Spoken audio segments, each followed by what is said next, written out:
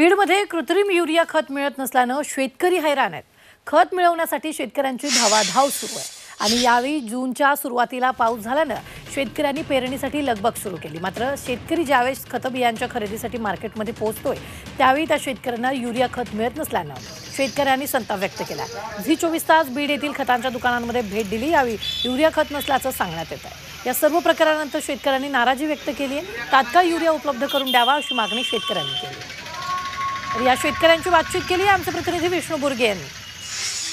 यावर्षी मान्सून जूनच्या पहिल्याच आठवड्यात आगमन केलं आणि त्यानंतर शेतकऱ्यांनी आता बाजारपेठेत बी बियाणं घेण्यासाठी धाव घेतली आहे। मात्र अनेक शेतकऱ्यांना जो आहे तो युरिया खतच मिळत नसल्याचं चित्र सध्या बीडच्या या बी बियाणं आणि खतं ज्या मार्केटमध्ये मिळतं तिची परिस्थिती सध्या आपल्याला या ठिकाणी पाहायला मिळते।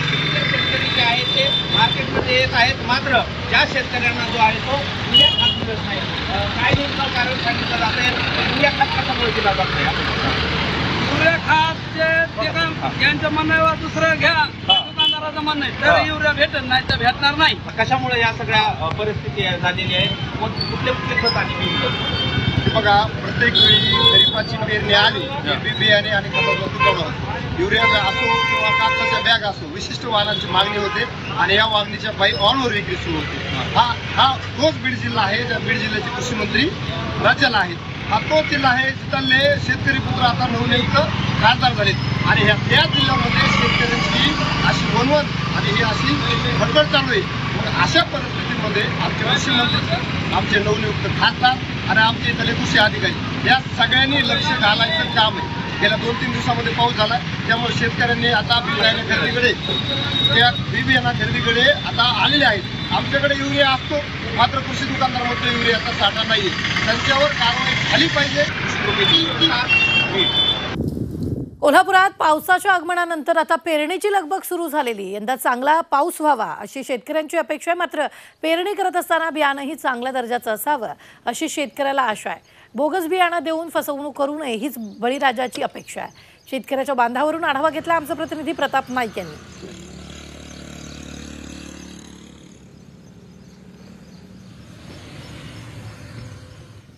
शेतकऱ्यांना बोगस बियाण्यांची धाकधूक लागलेली पावसाच्या आगमनानंतर पेरणीची लगबग झाल्याचं आपल्याला पाहायला मिळत आहे।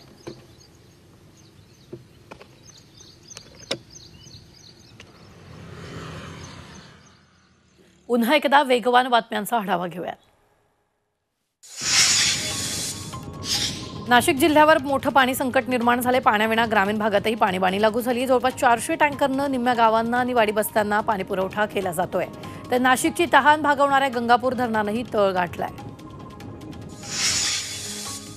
धुळे जिल्ह्यात भीषण पाणी टंचाई निर्माण झाली आहे। जिल्ह्यातील मध्यम आणि लघु प्रकल्पात केवळ 12% जलसाठा शिल्लक राहिलाय।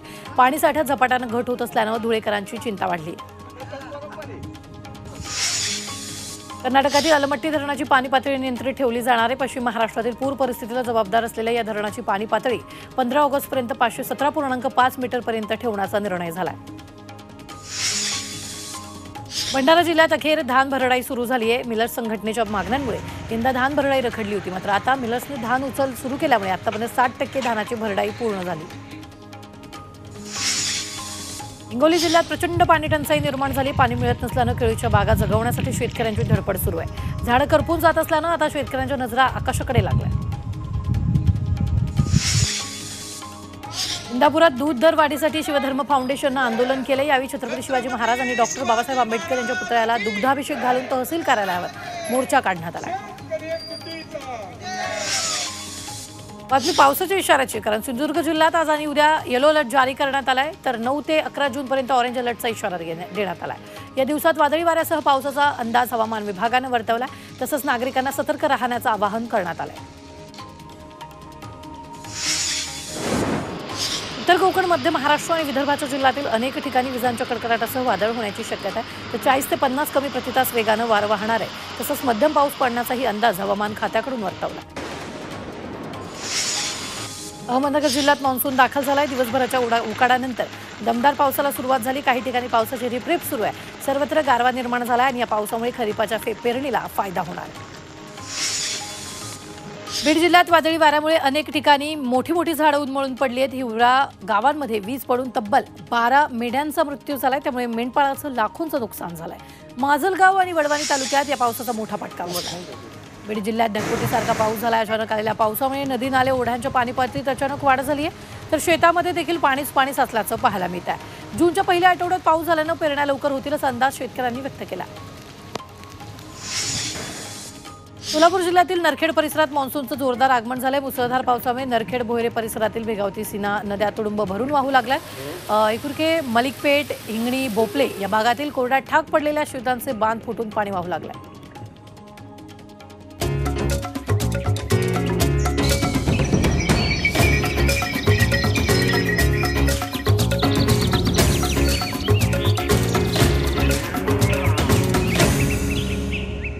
पीक पाणी पॉवर्ड बाय नेचर केअरचे सेंद्रिय खत ग्रीन हार्वेस्ट दाणेदार.